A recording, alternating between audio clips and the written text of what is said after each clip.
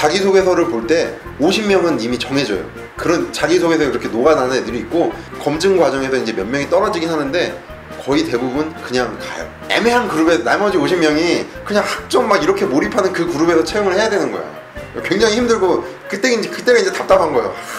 근데 얘가 내가 사적인 자리에서 얘기를 해보면 재밌는 얘기가 너무 많아요. 너무 훌륭한 애야. 근데 얘는 자기소개서에 그런 걸 드러내본 적이 한 번도 없어. 그렇게 떨어질 때 제일 아쉬운 거예요. 심지어는 채용이 됐던 애들, 내가 막 우리는 이러한 좀, 야, 얘 너는 뭐 리더십 좋고 뭐가 좋아서 채용했어. 그 물어보면은 자기는 학점이 3.0일 때는 안 되더니 4학년 2학기 때 학점 관리를 빡 해가지고 학점이 3.3이 되니까 취업이 됐대. 우리가 보기에는 그거는 보지도 않았는데 뭐 자격증을 뭐 한 개를 더 따서 취업이 됐다는 거예요. 우리는 그 중요하게 생각하지도 않았는데. 이런 애들이 이렇게 생각을 한다니까요. 갭이. 저희 같은 경우는 일단 모든 지원자의 자기소개서를 다 보긴 봐요. 그 다음에 끝까지 다 읽냐, 앞에 한 2개에서 0 이상한 거면 뒤에 이걸 볼 필요가 없죠. 그건 사실이에요. 예를 들어 전공이 전혀 관련이 없어서 저희가 찾는 사람이 아닐 경우는 자기소개서까지 읽지 않습니다. 그럼 전공이 굉장히 갑자기 중요하죠? 저희 회사는 전공을 많이 봅니다. 그러니까 직무가 이제 아까 만약에 그 전공 무관인 직무면 이제 정말 무관이기 때문에 다 고려를 하고요. 근데 예를 들어서 이제 영업 마케팅에 특별히 의료공학과나 생명공학과를 선호하는데, 아니면 엔지니어 포지션인데 엔지니어링 쪽이 아니면 고스펙 고학력의 지원자라도 보지 않습니다. 처음에 2개가 두 개가 형편없으면 그거는 뒷일 고려가 안 되고요. 처음에 한 2가지 질문이 중요하다고 얘기는 할 수 있는데, 처음 2가지 질문에 대한 대답이 좋았다고 했을 때 그냥 끝까지 더 읽어본다는 거지, 그랬는데 끝까지 갔는데 끝에 내용이 안 좋으면은 뭐 당연히 그건 채용이 안 되는 거고요. 어느 부분이 더 중요하다 할 수 없고 다 잘 쓰셔야 돼요. 한 가지 힌트를 드리자면, 이제 취업 준비생들이 워낙 다양한 회사에 지원하기 때문에 그 회사에 들어갔을 때 입사 후 포부에 대한 부분이 빈약한 경우가 많은 게 현실입니다. 그래서 입사 후 포부 부분을 좀 더 심각하게 고민을 하고, 정말 이 회사에 입사해서 어떤 생활을 할 것인지에 대해서 뚜렷하게 비전을 제시할 수 있으면 그 부분이 다른 지원자에 비해서 굉장히 유리해질 수 있는 부분입니다. 맨 첫 번째 질문이 보통 그 본인에 대한 어떤 제너럴한 자기소개서를 쓰는 부분이 있어요. 근데 그 부분이 다른 부분 쓰는 것보다 보통 되게 잘 수준이 떨어지다 보니까 준비가 잘 안 돼 있고 잘 어필을 못 하시는 것 같아요. 그러니까 다 중요한데 그 2가지가 보통 지원자분들이 되게 부족하시거든요. 그래서 그 2개는 좀 더 신경 써서 준비를 하시는 게 좋을 것 같습니다.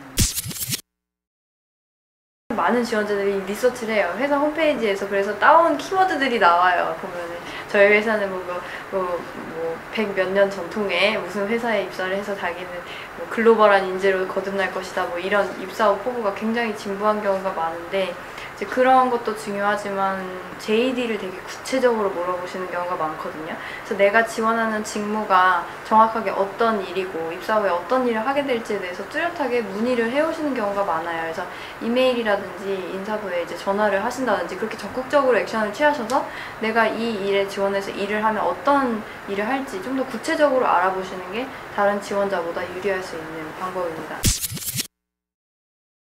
저희 같은 이제 상하반기 6개월씩 채용을 하는데 유행이 있어요. 어떤 기수에는 유별나게 이상한 한 가지 에피소드가 되게 많아. 그런 얘기를 하시는 분들이. 그러니까 보면은 인터넷에 고맘때쯤에 어딘가에 떠올랐던 거. 거기에 몰입이 돼서 그거를 이렇게 막 발전시켜서 쓰시는 거예요. 그런 게 되게 많아요. 드러나요. 나만 요즘은 정보가 너무 많잖아요. 내가 인터넷에서 얻은 정보는 남들도 얻어요. 아무래도 면접관 입장에서는 면접 때 대답 잘 못하면 과장됐거나 허위라고 생각할 수밖에 없고요. 왜냐하면 본인 얘기인데 본인이 이제 아무리 긴장했다고 해도 그렇죠. 차분하게 설명하지 못하거나 앞뒤가 맞지 않으면 이제 진위 여부에 대해서 의구심을 갖게 됩니다. 자기소개서 단계에서는 이제 정확히 검증은 안 되죠. 정확히 검증은 안 되는데 면접하는 과정이 그거를 계속 검증하는 과정이고요. 절대 거짓말을 해서는 안 돼요. 면접에서 계속 검증을 하기 때문에 본인이 뭐 예를 들어서 자기소개서에 굉장히 나 성격이 활발하고 적극적이고 다른 사람들을 만나는 걸 굉장히 좋아하고 이렇게 자기소개서에 만약에 그런 게 본인의 역량이라고 썼는데 면접 때 왔더니 말도 없고 되게 조용하고 이런 경우는 그냥 거짓말을 한 거고, 우리가 보기엔 이 사람은 도대체 어떤 게 이 사람의 본 모습인지 모르는 거죠. 모르는 사람이기 때문에 이건 채용을 할 수가 없어요. 리스크를 안을 수 없기 때문에. 글을 잘 쓴다는 게 중요한 게 아니고요. 의사소통을 어떻게 효과적으로 할 수 있도록 배치를 했느냐가 중요한 거예요. 회사에서 비즈니스 하는데 항상 문서를 만들고 보고서를 만들잖아요. 그럴 때 어떻게 효과적으로 이 제안서의 키포인트를 전달을 하고 네, 맞습니다. 자기소개서도 그 관점에서 쓰는 거예요. 어떻게 키포인트를 전달을 하고 그거를 설명하는 근거들을 배치를 할 것인가. 좀 뭐 기획서라 그럴까 이런 의미에서 잘 써야 되지 좋은 문장으로 글을 잘 쓰는 거는 아닌 것 같아요. 성실하게 살았고 열정적으로 살았고 그러면 본인이 어떤 부분에서 열정을 갖게 됐고 어떻게 느꼈는지 뭐 그냥 뭐 경제에 관심을 갖게 됐고 이런 식으로 되게 추상적으로 쓰는 경우가 많은데 그걸 어떻게 본인이 그걸 느꼈는지 그 케이스를 통해서 읽는 사람이 느끼게 해주는 게 더 중요합니다. 학력이 안 좋은 친구들은 그 어떤 예를 들면 튜터링 같은 데서 1차에서 예를 들면 어떻게 살아남나요? 그 어떤 그 걸르는 그 안에서 그건 기계가 일단 맨 처음에 하잖아요. 이 사람이 자소서를 읽기 전에 예, 전에 서류에서 이력하나. 예, 근데 거기서 어떻게 살아남나요? 그게 저희가 참 궁금하거든요. 경력으로 보는 건지 아니면 그걸 이제 그것도 회사가 틀린데 그 기계로 안 해요. 기계로 하는 거면은 회사 뭐 이렇게 대학교 명을 이렇게 한정시켜 놓고 그거 아니면 다 필터링도 걸러지지 그러니까 뭐 않아요. 그거는 아마 그런 회사가 있기는 할 수도 있겠지만 있는데 근데 자소서만 본다라는 거야말로 오히려 너무 주관적인 그 어떤 그러니까 그건 판단 기준이라는 게 자소서만 본다 이렇게 하면 그건 예, 취준생들은 오히려 자소서만 봐? 그럼 자소서만 보면 되는데 앞에 거 왜 쓰는 거야? 라고 생각을 하거든요 사실. 그러니까 말씀드렸지만 이제 간접 증거가 된다는 거죠. 이 사람의 자소서에서 아 나는 어떠한 사람이야 라고 자기소개서에 만들었 그 자기소개서에서 그 사람이 기술했던 내용을 간접적으로 증명하는 증거들이 된다는 거죠.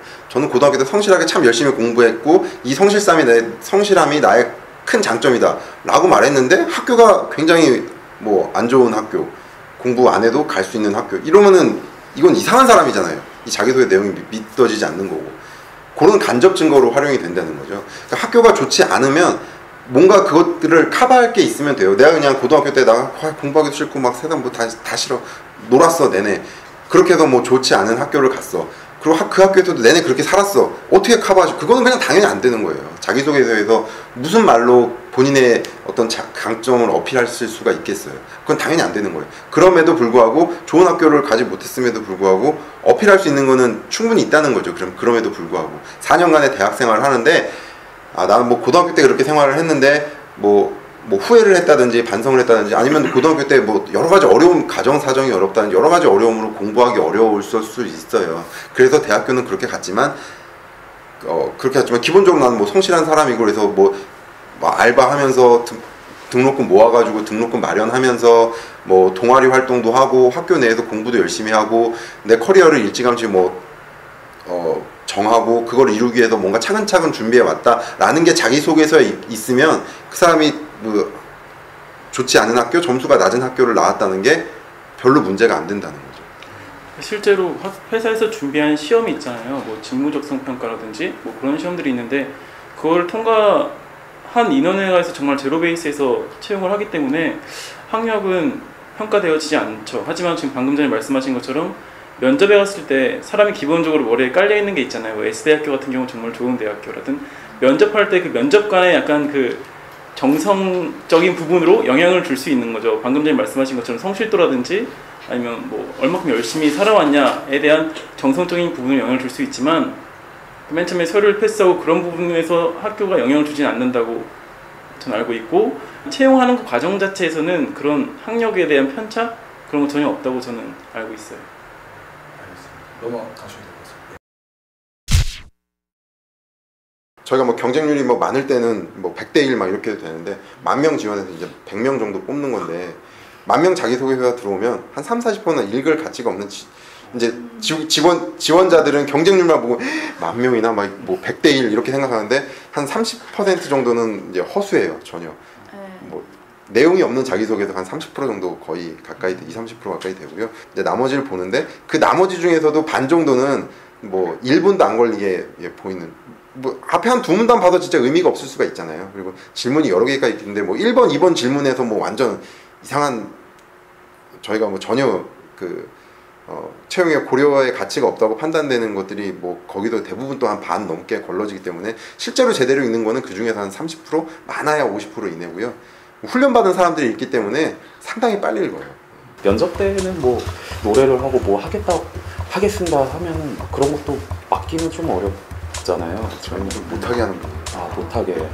네. 노래나 춤도 회사 분위기에 따라서 네, 굉장히 호불호가 뭐 갈리죠. 은행 같은 경우는 네, 그건 뭐 거의 그동안 쌓아놓은 모든 걸 까먹을 정도로